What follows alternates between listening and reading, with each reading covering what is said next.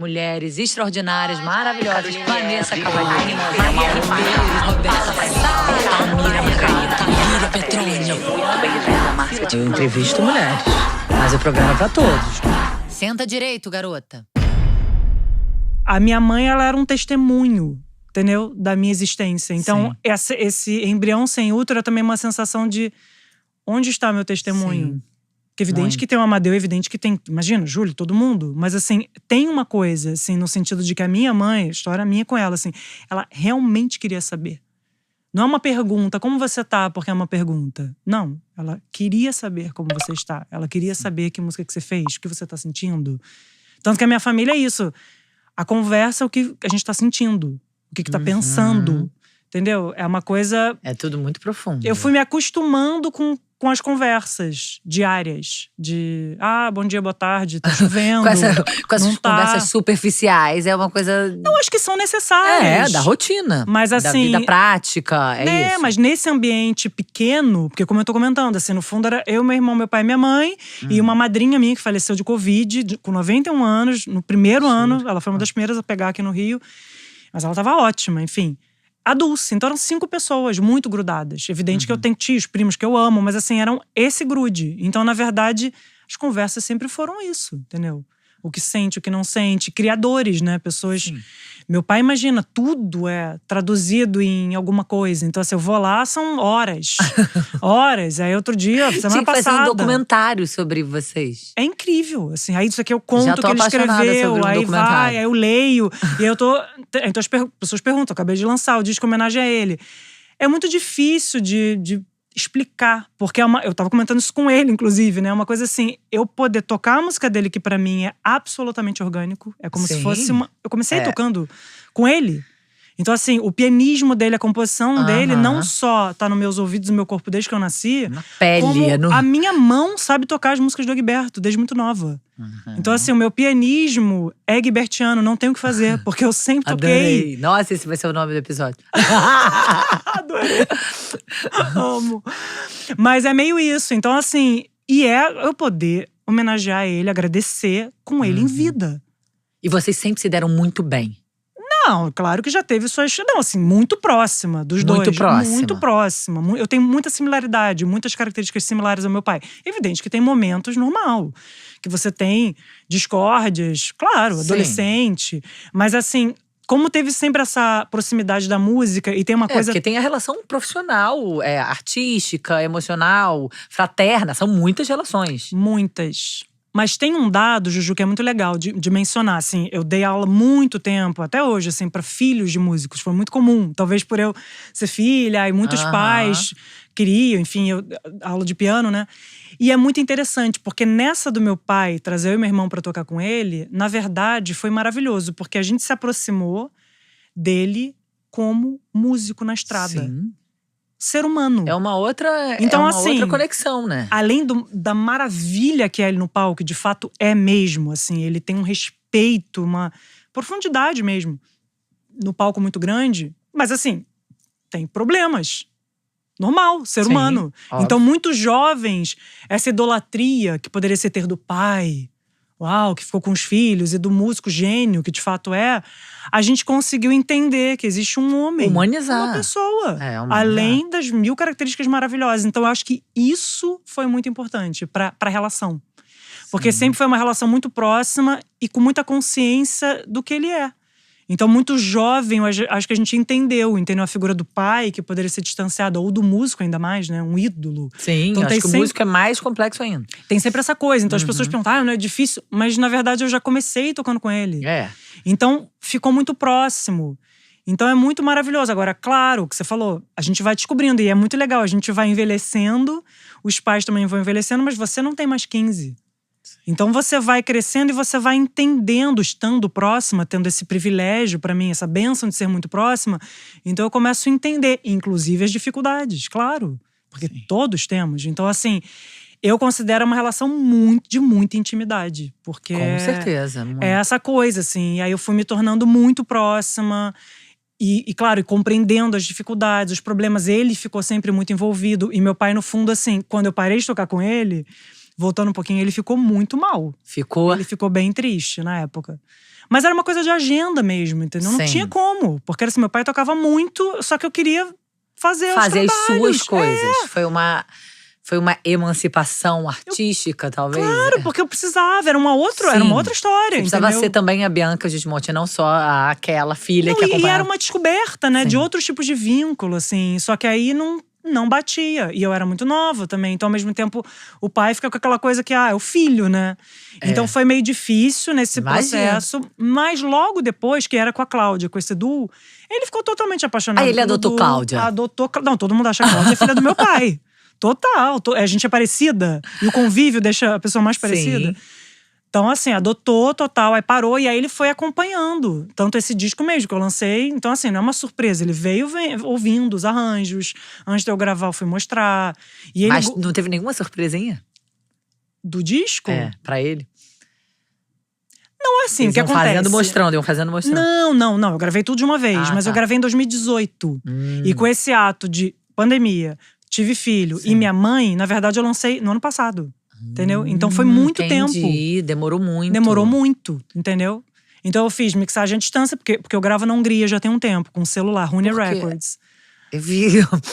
Por que você grava na Hungria? Porque foi uma identificação também dessas. Eu tava em turnê, aí Não tinha aguento, essa mulher é muito. o Miguel Rudes. Parece que é uma coisa meio Não, muito é encantada. um conto de fadas místico, musical, vida real. É tudo muito. Eu acho que não é conto de fadas, eu acho que é uma coisa de intensidade na vivência, assim. Tem um amigo do Júlio, que é um compositor uruguaio maravilhoso, que vive na Áustria há muito tempo. O Júlio tem muito desses amigos, né? Do mundo. Do mundo. E que são, sei lá, América Latina ou América do Sul, que moram em outros lugares. O Miguel é um grande compositor violonista e ele chamou a gente para participar de um disco dele. Nos levou nesse estúdio, na Hungria. E aí, em Budapeste. E aí a gente foi gravar. O dono da gravadora tava lá. E logo que ele ouviu a gente tocar, ele falou: eu quero gravar um disco seu. Dessas histórias meio que você ouve… Tô falando que surreal. você é uma… E aí a gente… Mas não tem disco por enquanto. Aí, isso aí Faça seu trabalho. Aí, 2 anos… A gente fazia de 2 em 2 anos. Depois passou anual, né? Os torneios. Aí, 2 anos depois, a gente foi gravar.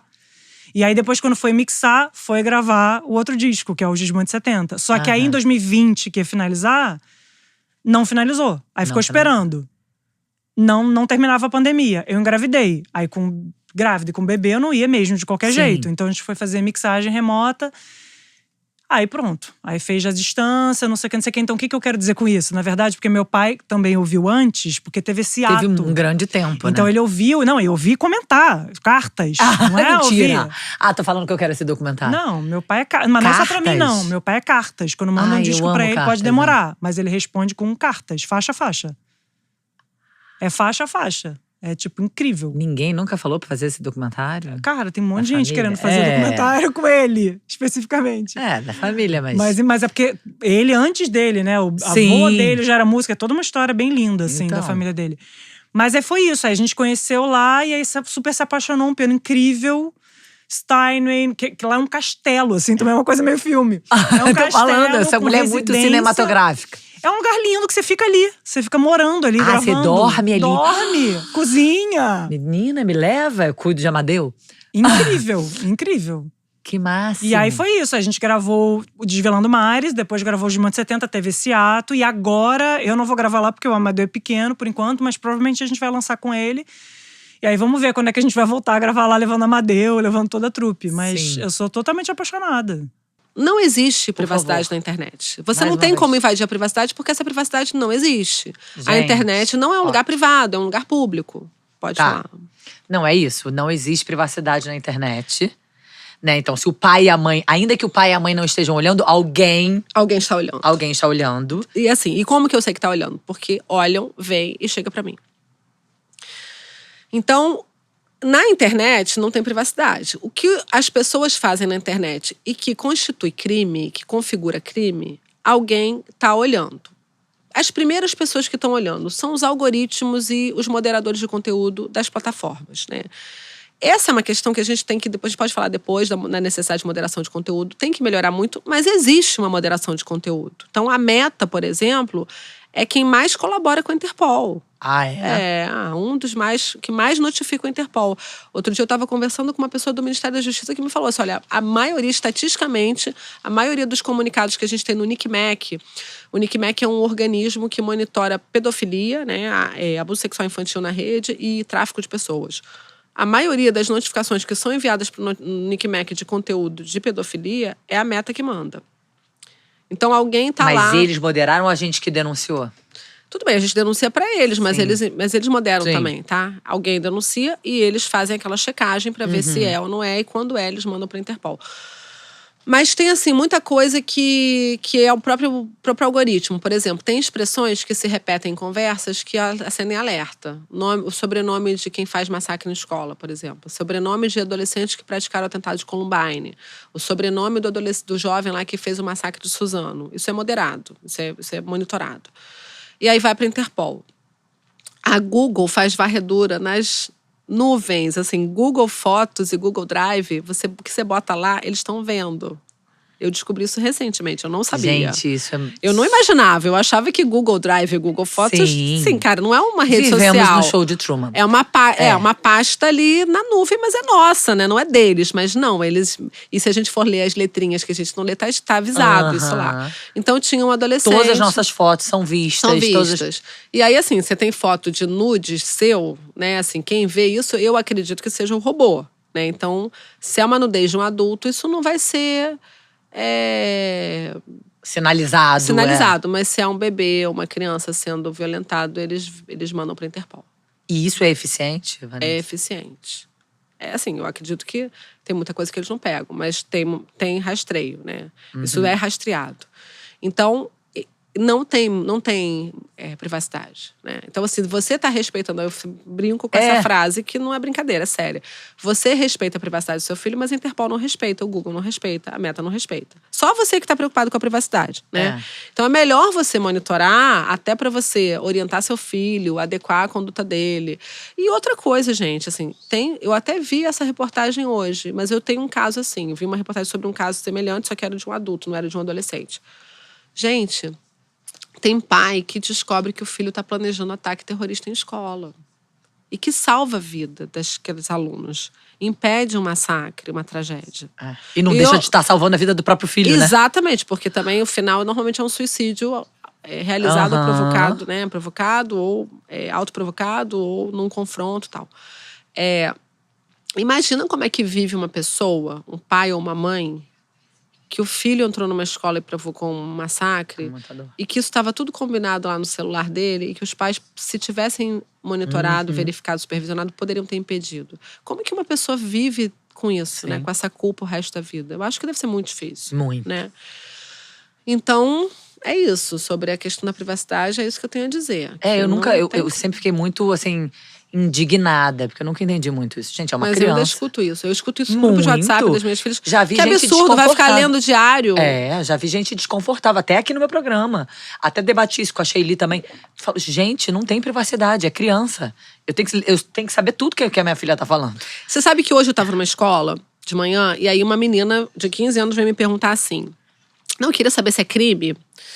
porque eu falo que os crimes que eles cometem, né? Eu vou contando. Aí eu queria saber se a seguinte situação é crime. Um responsável, que no caso é o responsável dela, ficar invadindo a minha privacidade, olhando as minhas conversas. Maravilhoso. Não sei o que. Ela queria denunciar o responsável. Quero prender meu pai e minha mãe, Vanessa. Aí eu falei assim… Não só não é crime, como ele está cumprindo a obrigação legal. Exatamente. O crime é não monitorar. Maravilhoso. Então pronto. Mas é uma invasão de privacidade. Eu falei assim, ela tinha 15 anos. Eu falei assim, deixa eu te perguntar uma coisa. Quando você sai, você pode sair sozinha na rua sem dar nenhuma satisfação? Ou quando você sai, você tem que dizer pra onde você vai? E dependendo do lugar, eles não deixam. Eles não deixam, eu não posso ir pra qualquer lugar. Eu falei, você se sente com a sua privacidade invadida porque eles não deixam você sair? Não, normal. Pois é, mas a internet é a rua. É a mesma coisa. Da mesma forma que não é invasão de privacidade você não poder ir pra qualquer lugar, ou eles perguntarem onde você vai, não saber com quem você tá. Igualzinho na internet. É obrigação deles. Assim, não sei se eu só vejo como um dever de cuidado. Exatamente. Assim, é tão óbvio que eu acho que quem não vê dessa forma é porque não entendeu o que é internet. Pois é. Por isso que eu falo que não acho que é negacionismo, eu acho que é ingenuidade. Ai, que fofa. A pessoa não sabe o que é aquilo. A pessoa não sabe o que é um Discord. Se a pessoa soubesse o que é o Discord, Pois é. o outro que é aquilo, o que é um Telegram, Pois é. a pessoa jamais ia deixar o filho sozinho no Telegram, no Discord, no TikTok, que tem jogado Pois é. propositalmente crianças e adolescentes em comunidades extremistas de violência extrema no Discord. E parece que em minutos você é exposto a conteúdo radical no TikTok. Tem um menino que cometeu um ato super grave recentemente e ele, no depoimento dele, contou de um site, que eu não vou falar o nome, que eu não quero dar palco pra eles, mas um site que é um site só de violência gráfica. Aí eu nunca tinha ouvido falar, eu entrei nesse site, porque ele menciona no depoimento. Aí assim, você coloca lá no navegador o nome do site, aí a primeira janela que aparece perguntando se você tem 18 anos. Aí você clica que tem. E aí abre a página, que é tipo um álbum de fotos, Como é o nome daquele negócio que existia antigamente, que era só foto, antes das redes sociais? Esqueci o nome. Tumblr. É tipo um Tumblr só de fotos de violência extrema. Então, assim, a pessoa que o pé explodiu numa mina terrestre, aí tem o pé lá todo destruído, a pessoa que tomou uma machadada na cabeça, um animal torturado. É só isso. Como é que você não vai ver se o seu filho tá olhando isso? Sendo ali desensibilizado à violência de ficar vendo esse conteúdo, né? Lembrando que é isso. O que a gente tem hoje de verificação etária é só dizer... É só falar assim. Eu tenho. Que é um Isso absurdo. é uma coisa que a gente pode falar, que é uma... Né, porque como sairmos dessa reclamação para ação? Mas aí, esses crimes que chegam até você, de classe média e digitais, são sempre crimes graves, né, Vanessa? Acho que a gente precisa frisar isso. Não é uma bobeirinha. Não é uma bobeirinha. E até quando os pais acham que é uma bobeirinha, não é. Porque, assim, um bullying que leva a vítima à automutilação ou uma depressão profunda não é uma bobeirinha. Não é. É uma divulgação de nudes que leva uma menina ali a tentar o suicídio ou a abandonar a escola porque não quer mais olhar na cara de quem viu ela fazendo sexo oral no namorado, por exemplo. Não é uma bobeirinha, né? São crimes, assim, eu gosto de dizer assim, a pena é mais alta do que do furto de celular, né? E ninguém vira e fala assim, mas o menino só furtou um celular, deixa pra lá. Né? Assim, eu acho que a pena do crime é um bom parâmetro de gravidade do que aconteceu. É uma boa régua. Né? Então, assim, esses crimes são muito mais graves do que roubar um celular. E aí eu acho que, assim, esse é o parâmetro, né? E os pais desses adolescentes que chegam aí? Assim, olha, vou te falar que eu tenho pena da maioria das famílias, porque eu acho que, assim, as pessoas...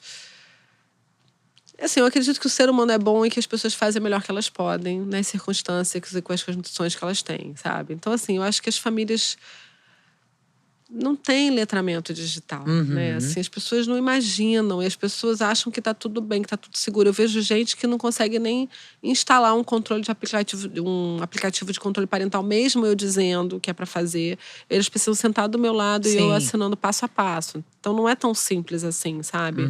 De dizer assim. Agora, tem sim muita gente que tá naquilo que eu falo que são os pais disfuncionais, né? A parentalidade dos pais distraídos dos filhos invisíveis, gente que tá ali se comportando como se tivesse um bando de adolescentes dentro de casa e não tem adulto. Entendeu? Não tem nenhum adulto. Não tem contorno. Tá todo mundo só querendo a parte boa da vida. Né? Porque o adolescente é isso, é um ser que só gosta da parte boa da vida. Ele quer a vida adulta, só a parte boa. Só né? a parte boa. Ele quer liberdade, ele quer fazer o que tiver vontade, ele quer não ter hora pra dormir nem pra acordar, mas ele não quer pagar as contas, ir no mercado, lavar a louça, lavar roupa, né? E lembrar que o sabão em pó acabou e tem que comprar, mas escolher a marca do amaciante, que é cheiroso e também não tá muito caro, né? Ele não quer essa parte toda, o pacote completo. E a gente vê adultos que não querem o pacote completo da maternidade, da parentalidade, da paternidade. Eles querem só a parte boa. E esse Prateleira do Amor fala muito sobre essa necessidade da mulher de ser escolhida. E se não for escolhida, que ela tem menos valor, né? Isso é muito impressionante. Porque mulheres super bem-sucedidas e que poderosas, né? Financeiramente realizadas, ainda eu fico chocada. Porque é muito. A gente, como amiga, né? A gente, no nosso universo de mulheres e amigas, você vê uma mulher incrível, bem-sucedida, intelectual e tal, e ainda sofrendo com essa Sim. questão de não ser escolhida. Então, eu acho que aí tem 2 pontos. Primeiro, eu acho que isso toca numa crença equivocada, muito comum, de que o empoderamento, que é uma palavra que eu não gosto. Sim. Que o já falando, porque empoderamento tem uma coisa muito exteriorizada, né? Que seja assim, por ter um corpo mais bonito, por fazer a make, por ganhar dinheiro, que é importante, não tô dizendo que não é. Mas o empoderamento externo não leva a uma emancipação interna. Então, eu já atendi, por exemplo, mulheres que eram desembargadora, mas não conseguia ir, por exemplo, no final de semana ver um filme que ela queria, o marido nunca fazia o que ela queria, mas ela não conseguia. Então, trabalhei isso, foi muito interessante. Só que assim, a prateleira, isso também é importante dizer, porque eu vejo que tem um equívoco de literalização, é uma metáfora. Sim. E como toda analogia, é limitada. Então, a prateleira não é um lugar que você tá lá e fala, agora eu vou sair. Não é uma decisão individual. A prateleira é pra gente entender como é que se dá uma pedagogia afetiva de uma certa forma de amar que a gente aprende como mulher que é identitária. E mostra como a gente tem aprendizagens específicas que são mediadas pelas interseccionalidades. Porque como uma prateleira, vou explicar, né? Porque talvez tem gente que não vai conhecer. Mas assim, como uma prateleira de supermercado que tem lugares diferentes para aquele produto, e geralmente você pega o que está mais na frente. Então, essa prateleira é mediada por um ideal estético. O corpo é entendido como maior capital para as mulheres, ainda no Brasil. Muito Ainda forte isso, né? E que é branco, louro, magro e jovem. Então, quanto mais distante desse ideal, pior o seu lugar. A prateleira, é importante dizer, é profundamente racista. Quem está no pior lugar são as mulheres negras. Quanto mais preta a pele e mais traços negroides, pior. Mais essa mulher é desumanizada. Então, também estão lá atrás mulheres gordas, mulheres velhas. Em algumas regiões, isso pode ser ter 30 anos. 30, gente, Sim. né? O Brasil é profundamente etarista, mulheres com deficiência. Sim, lembra a atriz da Barbie? Exato, Chamaram de velha? Exatamente. Mas é importante dizer que a prateleira, ela cria uma assimetria, onde os homens são eleitos como avaliadores físico e moral das mulheres. Então, quanto mais distante desse ideal, mais essa mulher nem rosto tem. Ou seja, ela é objetificada, ela é pura carne e ela é desumanizada. E para os homens, constrói o que a gente chama de entitlement. Tipo assim, ele se acha no direito de avaliar. Então, sei lá, é o Paulo Guedes falando que a mulher do Macron é velha. E o Paulo Guedes é um velho. Entendeu? Nada contra. Eu estou ficando velha. Não vejo problema nessa palavra. Acho que até tem que se tornar uma palavra comum. Sim. Né? Um preconceito contra a velhice. Mas assim, é muito importante dizer que isso tem impactos na vida das mulheres. E eu considero o dispositivo amoroso como uma das principais formas de desempoderamento. Independentemente, gente, da riqueza, tudo, da classe, condição, do estudo. É muito triste. E hoje é um bom dia para falar disso, porque a gente está no Dia dos Namorados. Ah, então vamos falar. É a tristeza para as mulheres, para muitas mulheres, muitas. Muitas. É um vazio que nunca é preenchido. Não, a ideia é de ser mal sucedida, né? Porque é isso, você pode ser a presidenta da República. Com a Dilma não perguntavam? Nossa, mas ela é separada, vai subir com a filha, né? Sim. Como se fosse, né? A roupa da Dilma falava, mas a gente não vê falando da roupa do Lula ou do Bolsonaro. Sim. Não tem a ver com direita ou esquerda. Eu acho que é importante dizer que essa lógica, ela permeia diferentes Não posições. tem nada mais democrático do que isso. Do que a misoginia. Nada mais democrático. Inclusive, é uma esquerda também que tem se mostrado em muitas facetas de forma misógina. Muito. O Ministério das Mulheres, né, tem deixado a desejar Sim. demais. E masculinidade dispositivo. Depois desse, Valesca, você fez um post que ficou, né, que virou coluna, que foi falando muito sobre os esquerdomachos. Foi dos golpistas da masculinidade? Isso, porque eu acho que veio, né, que aconteceu, né, a gente tá falando entre esquerda e direita, nós somos mulheres. É isso. E é isso mesmo, de verdade, porque a gente percebe que a gente não tá protegida em nenhum espaço. Sim.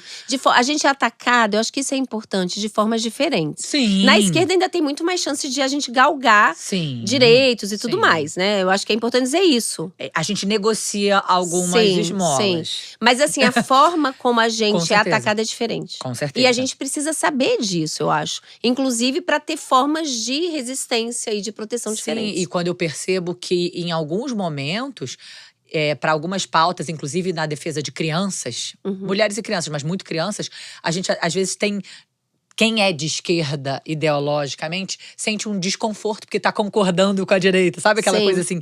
A gente vai chegando num não lugar. Sim. Porque na hora do vamos ver, a gente se sente desprotegida. Sim. Não, das crianças, gente. Quem Né? fala pelas crianças? Pois Ninguém, é. né? Ninguém.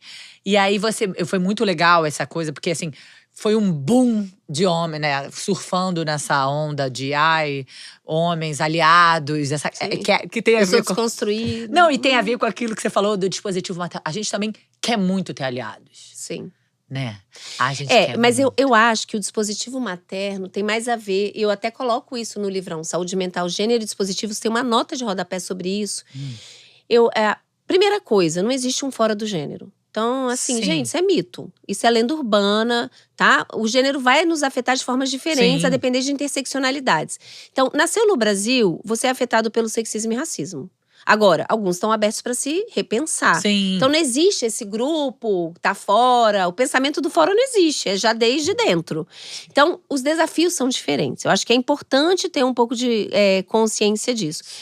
Mas assim, eu acho que é muito importante a gente pensar como construir esses diálogos, mas sem apagar questões que são muito importantes, entendeu? Eu acho que tem algumas questões que elas são essenciais de serem mantidas. E eu acho que hoje, principalmente nas discussões, eu percebo, e eu falo disso no meu próximo livro, que tem havido uma substituição da ideia de desigualdade por diversidade. Não são a mesma coisa. Veja, diversidade é importante. A gente, inclusive, vai ter banco com diversidade. Mas quando você vai fazer uma análise, né, de como é que é a distribuição de cargos, mesmo, por exemplo, instituições como os tribunais, a gente vai ver, nossa, temos aqui metade da juiz. Mas quem são os desembargadores? Né? A Danielle Kerguat, ela fala, que é uma socióloga francesa, ela diz assim, tudo mudou, mas nada mudou. Como é que o capitalismo, o patriarcado capitalista se reorganiza para manter as coisas, para Claro. manter essa hierarquia? Ele é Então- genial em organizar Então, de novo, assim, né? a gente precisa trabalhar diversidade e desigualdade. Por isso que sexismo e racismo não são só diversidade, não, gente. São opressão. Isso quer dizer que o sistema precisa dessa desigualdade para se manter. Se mulheres pararem de fazer o trabalho não pago, o sistema quebra. Se pessoas pretas pararem de fazer os subempregos, o sistema quebra.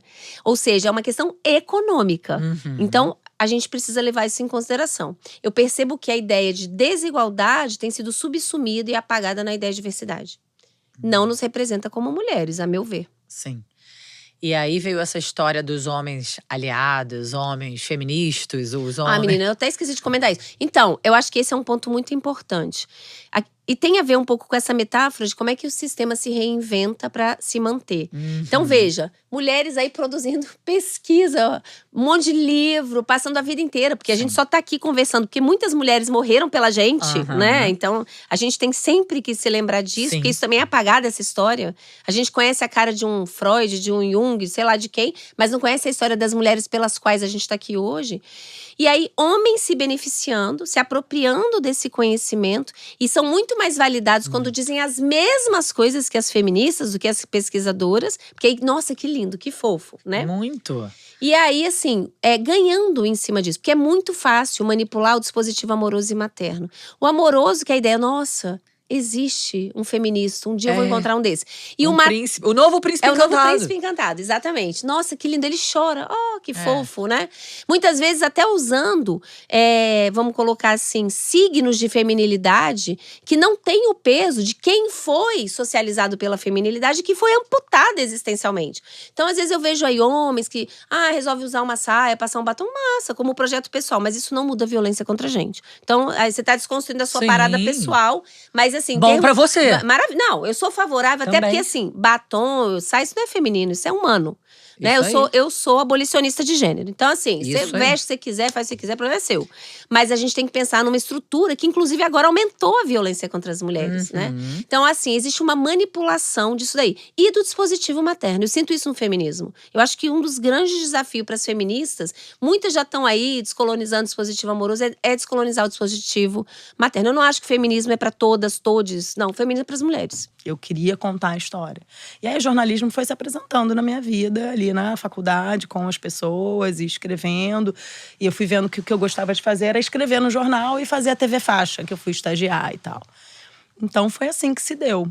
E aí, enfim, fui Logo comecei a virar estagiária de uma revista de música que chamava Backstage. Aí depois fui escrever numa revista de celebridades que chamava Flash, do Amaury Júnior. Era divertido. E aí,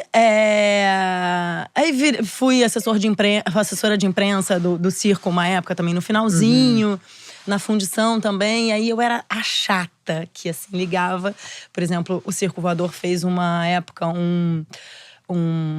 uma base em Ramos, na praia de Ramos. E aí o jornal ficava noticiando sempre as guerras do tráfico lá e dizendo que isso que influenciava a programação. Dava um monte de notícias erradas os jornais. Eu era aquela assessora que falava, tarado, não é isso, não sei o quê. E aí um dia o Paulo Mota, que era um editor do Jornal Globo, falou, você é tão chata que você deve ser boa jornalista. Você não quer estagiar aqui? E aí eu tinha ido pra França, cobri o Ano do Brasil na França, na revista que eu trabalhava, que era essa revista de música e tal. E aí, nessa volta, ele me chamou. Mas você sempre esteve envolvida no jornalismo de cultura, né? Quando eu fui pro Globo, quando ele me chamou, vem estagiar aqui, eu entrei no Jornal de Bairros. Eu fazia tudo. Buracos, serviços, todos os problemas da cidade. Fazia muita guerra de tráfico também, delegacia, obituários, cobria enterro, cobria guerra de morro, cobria tudo. Então, isso me deu uma base e uma cancha muito interessante, assim, porque depois você faz isso, você faz qualquer coisa. Até que o Joaquim Ferreira dos Santos, que tinha uma coluna no Globo, chamada Gente Boa, falou, cara, eu quero que você quer trabalhar aqui? Eu falei, claro. Aí fui trabalhar numa coluna de notícias, de notinhas. E aí, notinhas de diferente, era sobre tudo. Tinha de política, a cidade, passando pela cultura e tal. E aí eu fui vendo que minhas fontes eram de cultura. Porque era isso, quem que ele queria na cultura?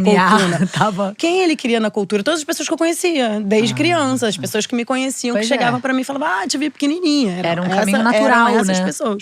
E aí, com isso, na verdade, eu comecei a cobrir todas as festas da cidade, todos os lançamentos de livro, pré-estreia de filme. Eu entrava 4 da tarde e cobria as noites da cidade. Então, foram 10 anos, assim, de noite. Grávida depois, sempre nos carnavais, em todos os lugares. E aí, encontrando todas essas pessoas que eu fui reencontrando, me reapresentando de outro lugar, não era mais uma criança, né? Sim. E aí, escrevia crônicas sobre essas noites, assim, o que também me deu muita experiência, porque não tinha essa coisa de você, não rendeu, você tá num lugar e não rendeu, sabe? Você tinha meia página pra você encher, você tinha um buraco lá. Então, você tinha que fazer ser interessante. Então assim, o que fazia? Eu consegui esse exercício de não normalizar o olhar. Porque o Joaquim falava muito isso pra mim. Não acha tudo normal. Tem alguma coisa acontecendo. Olha, vê lá, todo mundo tá de sapato preto. Sei lá. Sabe, vê uma tendência, alguma coisa na noite que amarre uma ideia, um conceito. Então, eu me virava, né? E aí também aproveitava muito sempre pra saber do que as pessoas estavam fazendo. Encontrava as pessoas, você tá fazendo um filme? Que filme que é e tal? E sobre o quê? E aí pegava muitas notinhas, muito material, além dessas crônicas que eu escrevia. E aí isso foi me fazendo construir muitas fontes, né? Uma agenda muito prolífica, né? Assim, muitas pessoas. Circulava muito e aí as pessoas gostavam da minha abordagem também, porque, né, assim, poderia ir com um olho ruim, né? Contando quem pegou quem, as fofocas todas. E tinha muito essa coisa da entrevista que queria te dar uma pegadinha, né? As pessoas que seriam… Pegar a pessoa no pulo, né? Sempre. E você não tem isso, você também tem uma abordagem humana. De olhar. Humana e respeitosa, né? Assim, é claro que eu quero saber… das polêmicas. É claro que tem perguntas chatas que eu vou fazer. É claro que eu quero saber o que vai dar audiência também e tal. Mas sempre me colocando no lugar mesmo, Ju, assim, no sentido de… Cara, gostaria, sabe? Que expusessem uma coisa assim da minha vida ali. Pô, como é que a pessoa vai se sentir? De responsabilidade mesmo, sabe? De tentar dar a notícia de uma forma que o leitor vá clicar. Sim. O clickbait, mas com ética. Mas sempre foi assim, com ética Maria? E cuidado. Ou foi uma coisa que foi amadurecendo, não, né? cada vez mais. Errei algumas vezes. Mas eu não tenho, assim, um inimigo que eu fiz, assim, ao dar uma notícia. Não lembro. Talvez uma ou outra pessoa que não tenha ficado muito satisfeita. Mas assim, é isso. Eu não faço jornalismo para agradar, não é isso. Mas eu tento ter muito cuidado com o que eu vou falar. E às vezes eu compro brigas no sentido assim, não, acho que isso aqui é importante pra mim, sabe? Isso aqui é o cerne da entrevista que eu queria dar, entendeu? E aí vou, mas na maioria das vezes eu não perco o amigo, sabe? Eu não perco a fonte pra dar qualquer coisa a qualquer custo, sabe? Sim.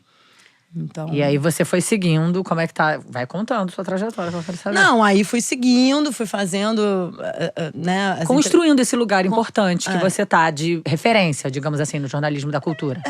Sim.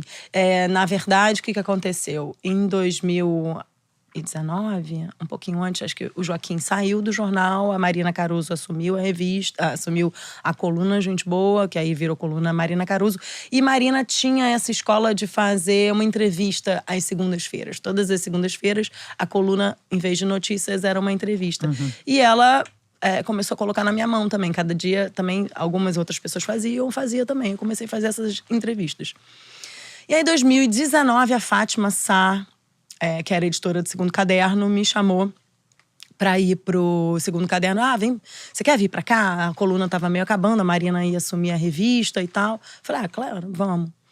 E a Fátima descobriu em mim coisas que nem eu sabia que eu tinha. Assim, ela só botava na minha mão e me provocava. Faz isso, faz aquilo. O que você quer fazer?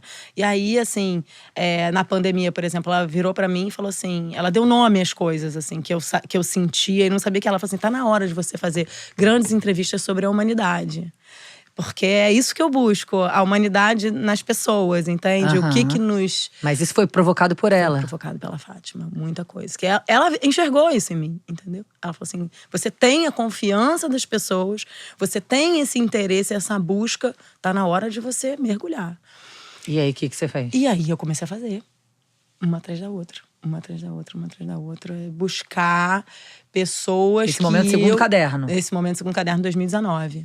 E depois, 2020, na virada ali da pandemia. E aí, comecei a ir atrás das pessoas que eu achava interessante, né? Você que escolhia os… às vezes pintavam umas sugestões. Tem sempre uns assessores também que sugerem e tal. Mas o meu material sempre veio da rua. Eu sou da rua, assim. Eu circulo muito, eu vou em muitos shows, eu vou em muitas peças. Eu tô na rua, eu tô no carnaval. Isso é uma coisa da minha família, entendeu?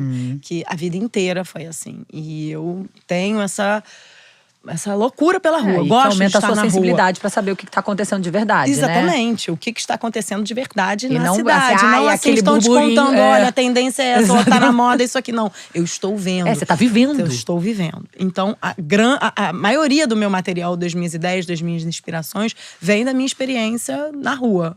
E com as pessoas, dos encontros com as pessoas que se dão justamente na rua. Então eu comecei a procurar as pessoas que eu achava interessante, claro que sempre partindo de um gancho, né? Um filme que a pessoa está fazendo, um livro que a pessoa vai lançar, sempre, né, um objeto de cultura que vai acontecer ali, que vai se desdobrar. Mas atrás das pessoas para saber o que elas pensavam, o que elas pensam sobre o mundo, sobre as questões que estão no centro do debate contemporâneo e que me interessam, entendeu? Atrás de trocar reflexão mesmo. Sim. Não só para falar sobre aquele trabalho, né? Porque eu acho que antigamente tinha muito isso. Né? As pessoas falavam sobre aquilo que elas estavam fazendo. Você foi atrás daquilo que elas estavam pensando. É isso um pouco. Porque assim, na verdade, para elas falarem do trabalho que elas estão fazendo, tem esse espaço. Sim. Tem ali o caderno de programação, né? Tem ali… eu vou traz um pouco mais. Quem é que tá fazendo aquele trabalho? Por que ela tá dando… Por que ela tá falando sobre isso? Por que tá dando esse recado? O que ela pensa, entendeu? O que a moveu, sabe? Então, é isso. São questões da humanidade mesmo, eu acho. E que nos… Né, que nos… como se diz? Que nos aproximam, que nos unem, né? Nos conectam. Eu, pequenininha, 5 anos, fazia teatro, né? E aí, quero ser atriz. Lá em Itapira? Não, isso já estava em Campinas. Eu nasci em Itapira, interior. Quase divisa com Minas, interior de São Paulo.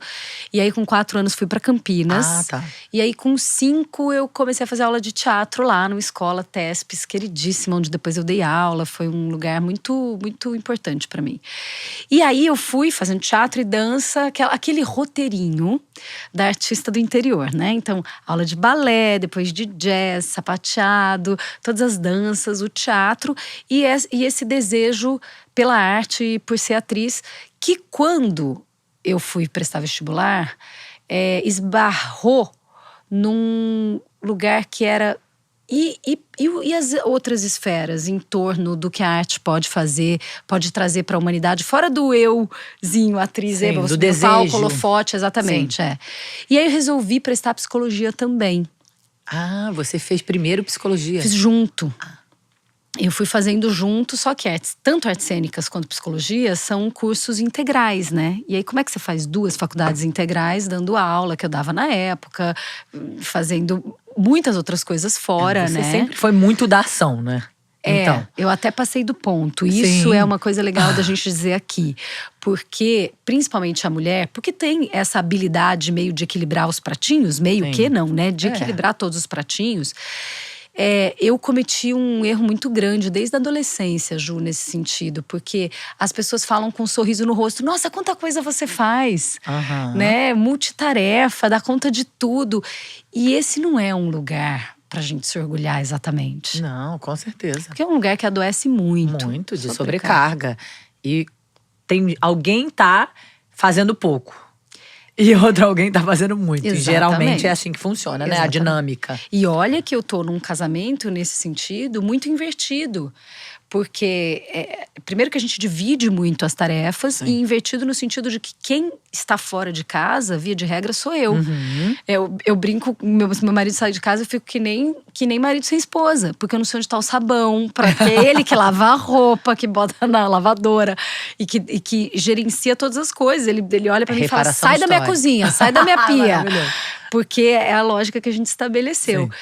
E ainda assim, existe esse lugar normalizado de que a gente vai fazer muitas coisas, vai sobrepor e acumular tarefas. E tá tudo bem, porque a gente é mulher, a gente é guerreira. Eu não sou guerreira coisa nenhuma. Eu tive o primeiro desses apagões com 12 anos de sobrecarga. De fazer muitas coisas. Porque sempre todo mundo olha pra mulher e sorri dizendo isso, né? Nossa, você dá quantas coisas você faz? Não, você falou agora, eu já dava aula e fazia 2 faculdades, eu fiquei… Eu comecei a dar aula com 13 anos de sapateado. E aí, com 17 de teatro. Então, quando eu entrei na faculdade, eu já dava muita aula. E aí, fui fazer 2 faculdades que não são pouca coisa, período integral. Então, eu saía da Unicamp pra PUC, da PUC pra Unicamp, da Unicamp pra PUC, assim, 3 vezes por dia. Eu ia fazer um pouco de aula ali, um pouco de aula aqui, e aí você não está, né, nunca suficiente. E isso é uma coisa que me acompanha, que faz muito parte das minhas escolhas e da minha história de vida desde a infância. E que eu acho que é importante da gente lembrar que a gente não precisa, né, Mas Ju? existia alguma pressão familiar pra isso? Tinha como… Sem nenhuma intenção de causar isso, acabou causando, né? Que era da performance, porque meus pais têm uma história de terem que ter batalhado muito para conseguir chegar às suas profissões. Sim, eu acho que a gente acabou sendo o fruto de uma geração que falava tem que trabalhar muito pra chegar. Então, eu lembro, eu tenho essa memória. Assim, hoje a gente ri muito, eu sou muito amiga da minha mãe e do meu pai. Hoje, assim, eu aprendo muito com eles hoje em dia mesmo. São 2 pessoas iluminadas, sabe? Mas tem uma memória, por exemplo, do meu pai chegando do hospital e a gente às vezes relaxando, brincando ou assistindo televisão. Televisão era o atraso de vida, era um problema, assim, não podia. E falando, você tá com a vida ganha? Pra ficar aí descansando com 10 anos? Onde já se viu? Mas olha só, bateu em mim, porque meus irmãos não incorporaram isso. Sim. Eu incorporei isso. Também é uma coisa de como chega em cada um, claro. né? E, bom, enfim, aí eu fui fazer as 2 faculdades. E descobri que era impossível fazer 2 faculdades, período integral, vivendo a vida que eu vivia com outras coisas. Era impossível estar em 2 lugares ao mesmo tempo? Não é, Ju? E aí, quando estava no 2º ano da faculdade, tive uma oportunidade de morar no Canadá. E aí eu falei, quer saber? Eu vou trancar as faculdades e vou pra entender por onde eu vou. Porque eu tava muito apaixonada, no sentido da ação mesmo, pelo teatro e pela psicologia. E quando eu voltei… Você estava apaixonada pelas 2? Pelas 2, não dava pra deixar nenhuma. E quando eu voltei, eu decidi continuar as 2. Lá no Canadá, você fez o quê? Dança? Não, lá eu fui estudar teatro. Eu tive uma felicidade muito grande de estudar com a Luz Music Company, que é uma companhia de improvisação do Aí Johnston. que você foi ficando fera na improvisação. Aí a improvisação começou a entrar na minha vida com força.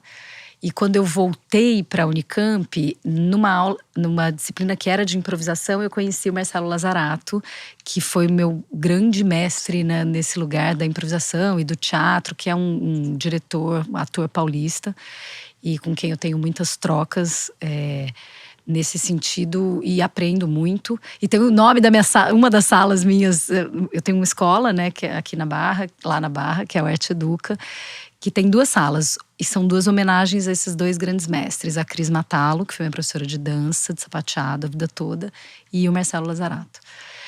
E aí a improvisação entrou forte, assim, na minha vida. Depois meu mestrado, meu doutorado foram em cima desse tema.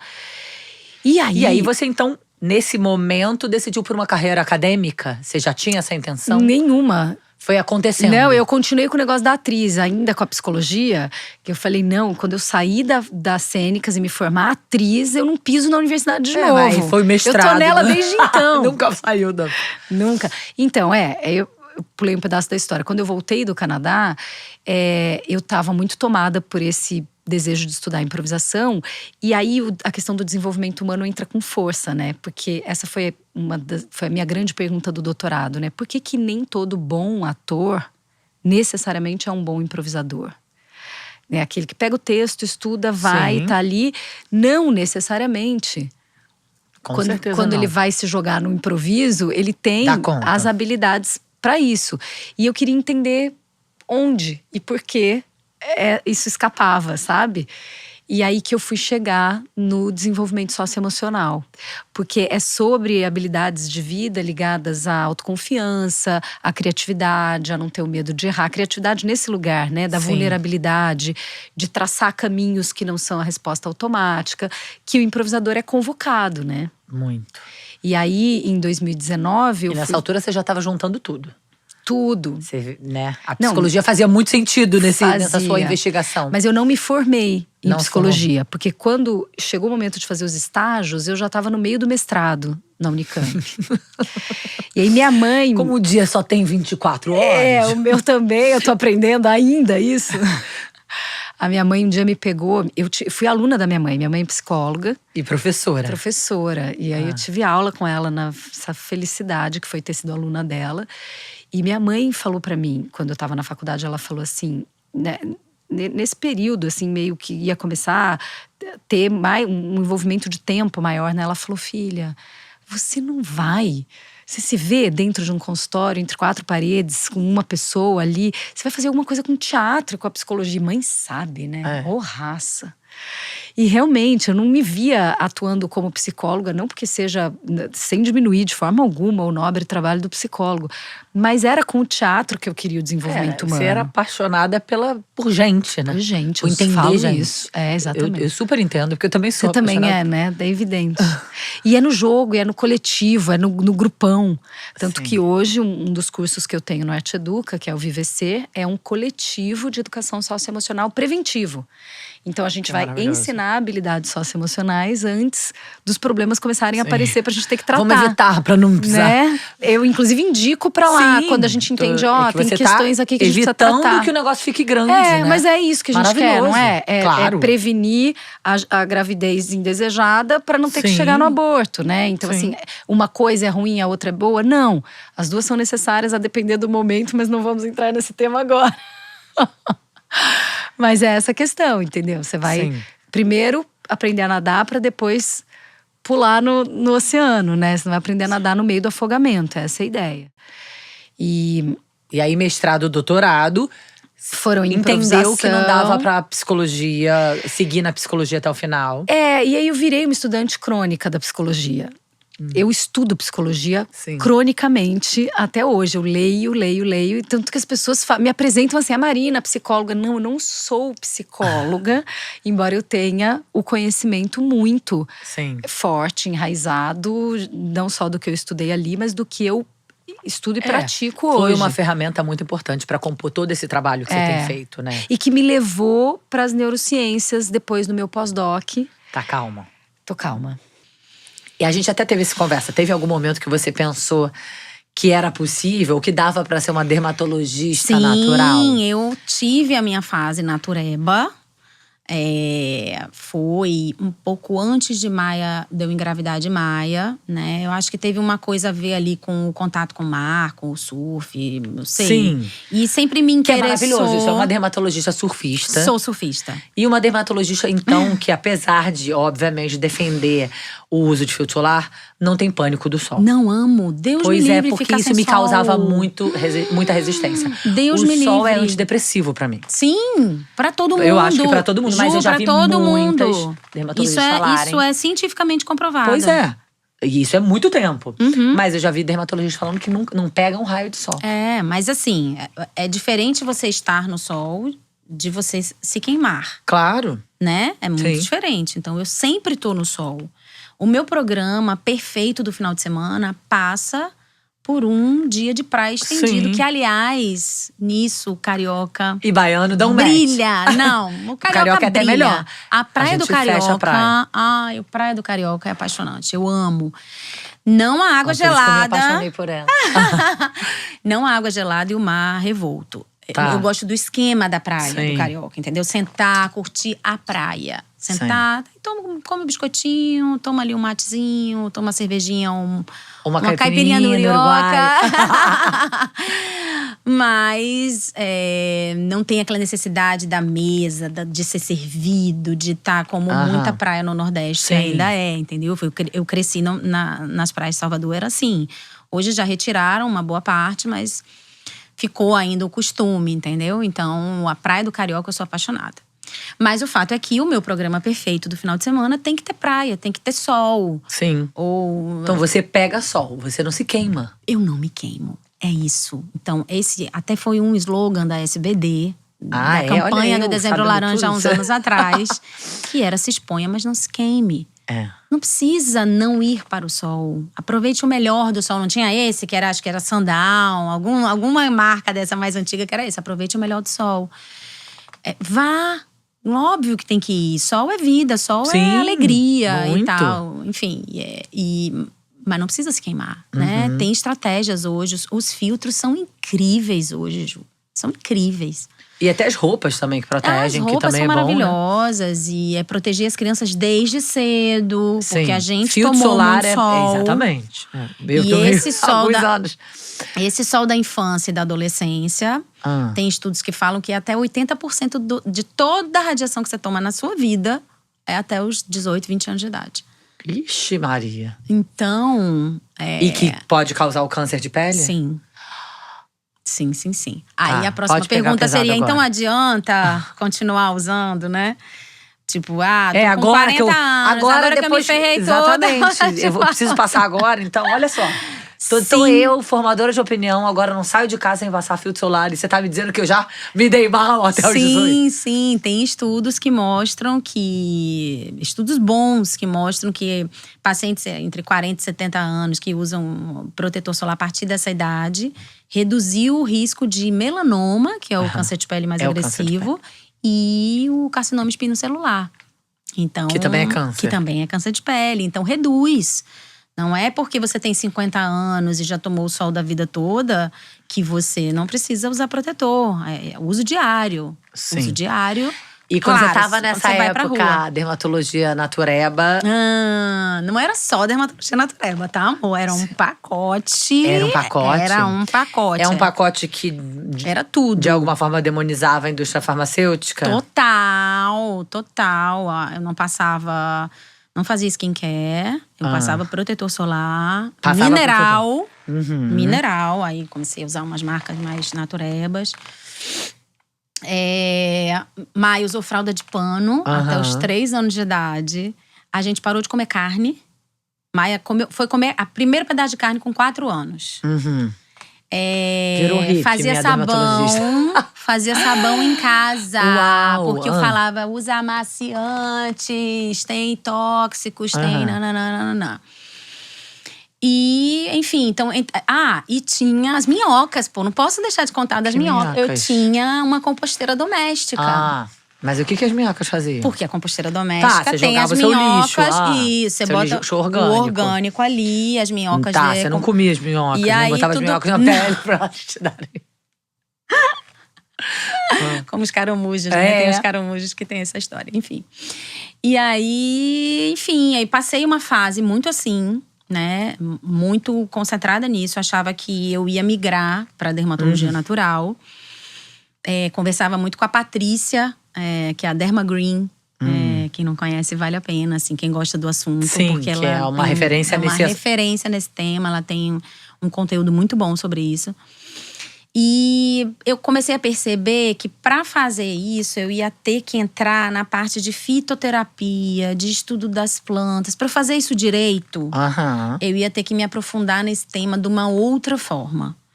Não bastava só eu conhecer produtos que se diziam green e que às vezes eram só greenwash, né? Como a gente chama, que é aquela coisa, bota um rótulozinho verde, uma folhinha, 2 coelhinhos atrás e acha que tá tudo certo. E tá cheio de substância ali que, pra quem é mais rigoroso, vai considerar aquele produto tóxico, inapropriado. E eu comecei a pesquisar, e comecei a conversar, e comecei a ler. E eu achei que ainda não tinha não tinha ainda informação suficiente para dizer que aquilo que estava dizendo que era tóxico, de fato era. Não tinha evidência científica. Não tinha, não eram estudos robustos. E é isso, a alma de medicina baseadas em evidências. Eu sou muito alopata, eu sou muito medicina baseada em evidência, embora a medicina baseada em evidência não explique tudo, isso é fato. Mas aí eu falei, cara, não vai dar. Não vai dar. Deixa a dermatologia natural para quem entende de planta e vai fazer ela da melhor forma. Muito. São poderosíssimas, incríveis. Eu não vou saber fazer isso tão bem feito. E volta para aquilo que eu… com algumas evoluções. Por exemplo, hoje eu procuro produtos que não tenham parabeno. Eu evito produtos com perfume. Eu entendo que para um hidratante de corpo eu não aceito ter alguns conservantes e tal. Porque existem também coisas que não são ainda muito certas, mas indícios de que esses produtos possam atuar aí como disruptor hormonal, né? Então, de modificar um pouco os níveis de estrogênio no sangue e fazer com que você tenha… Porque esses estudos são feitos muito em animais, Ju. E as doses não são, às vezes, as doses equivalentes aos nossos produtos, entendeu? Então, não tem uma coisa muito certa. Fica essa… Fica uma coisa, uma suspeita no ar. Uma aura de teoria da conspiração. Isso. Que acaba, de alguma forma, tocando, né, num comportamento meio anticientífico, anti-vax, né? Tipo, exato, que eu condeno. Que aí a sua ética talvez não… Não dá. Pra mim não dá. Então, eu segurei um pouco a onda nessa parte, mas… aprendi muita coisa. Na época, eu lembro, né, que a gente tem essa coisa do… e o filtro solar, que é outra coisa que a gente precisamos falar. Porque existe, e já tem um tempo, tá? Um tititi, um kikiki, que o filtro solar causa câncer. Nossa Senhora, socorro. Meu pai amado. Não. Jura? Não. Juro? Teve alguma reportagem que tipo, eu uso protetor solar e mesmo assim tô tendo câncer, então deve ser ele que causa. Tem o maior índice de câncer de pele do mundo, e que não sei o quê. E que é porque todo mundo usa filtro solar. Não, pelo amor de Deus, que falácia. Não, pelo amor de Deus. A Austrália é o país líder do mundo em melanoma. Pois é. Líder do mundo em… Não é porque todo mundo usa filtro solar, é porque eles são louros, de olho azul. Sim, porque quanto mais branco, mais… E estão nos trópicos ali. Sim. Eles têm uma incidência de radiação enorme, absurda. Então, é a combinação perfeita para todo mundo ter melanoma. Fora toda a questão genética, né? Sim. Porque ali, enfim, as famílias que foram de alguma outra forma, né? Tem uma coisa que passa ali de pai para filho e fica ali, né? Então, não… Isso é absolutamente… Vamos lá.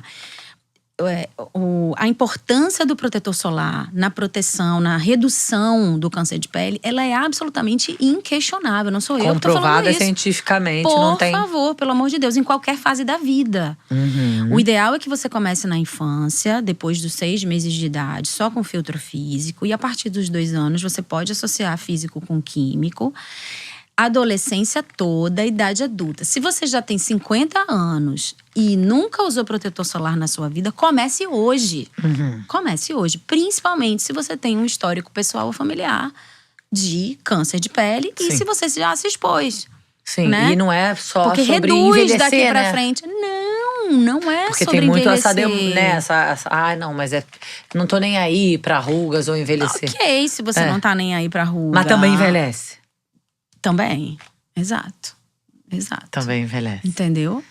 Mas, enfim, e aí… E é muito engraçado porque a mesma geração do skincare aos 15 anos…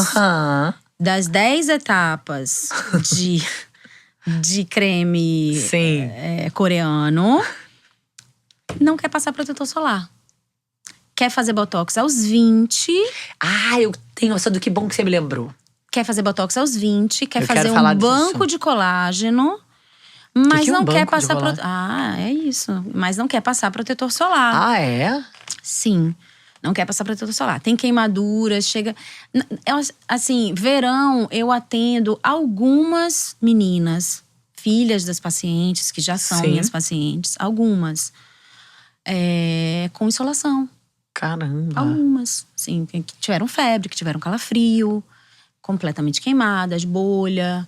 E elas riem, elas acham engraçado. E assim, tem um detalhe, Ju, que é muito interessante falar sobre o câncer de pele, que é o seguinte. Muita gente acha que só vai ter câncer de pele quem toma sol todo dia. Ou quem tá na praia toda hora. Mas aquela pessoa que nunca vai à praia, porque mora num lugar frio, ou porque não gosta mesmo, enfim. Mas uma vez por ano viaja pro Nordeste e toma todo o sol da vida naquela semana, tem chance aumentada de ter melanoma. Ainda que seja uma vez por ano. Mais que quem que vai todo dia? O melanoma, ele tá muito associado a esse tipo de exposição. É intensa e pontual. Não é quem toma sol todo dia, necessariamente, tá? Quem toma sol todo dia, necessariamente, também tem. Mas esse a gente já imagina que tenha. Sim. Mas aquele que só toma de vez em quando, mas queima, fica vermelho, é esse que tem o risco aumentado para ter melanoma. Então, você tem que se proteger sempre. Não é para queimar dessa forma, sabe? Desde a infância até depois dos 50 anos. E no TikTok tem esse movimento de Sim, socorro. Muitos vídeos. solar. Isso está preocupando as sociedades, assim. É um movimento anti-protetor solar, que diz que o filtro solar atrapalha a absorção de vitamina D, o que é uma falácia. Não é verdade. Não é verdade. Ele reduz, mas ele não neutraliza, tá? Ele não zera. Você continua ainda absorvendo um pouco de radiação, porque o filtro solar, ele não bloqueia a radiação. Você não para 100%. Sim. Quantas vezes não você já não passou… Exato, não é um escudo. Quantas vezes você não passou e queimou um pouquinho? Bronzeou um pouquinho, né? Porque alguma coisa passa. Então, você reduz a quantidade de absorção de radiação, reduz um pouco a produção da vitamina D, sim, mas não zera.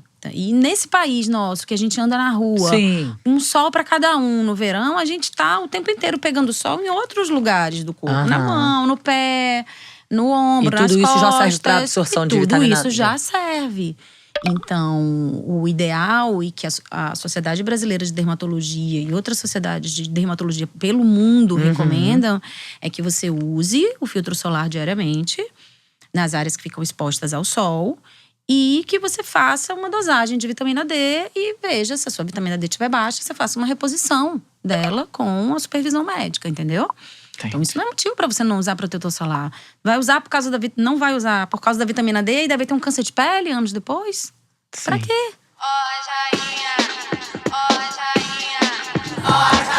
O pecado não chegou.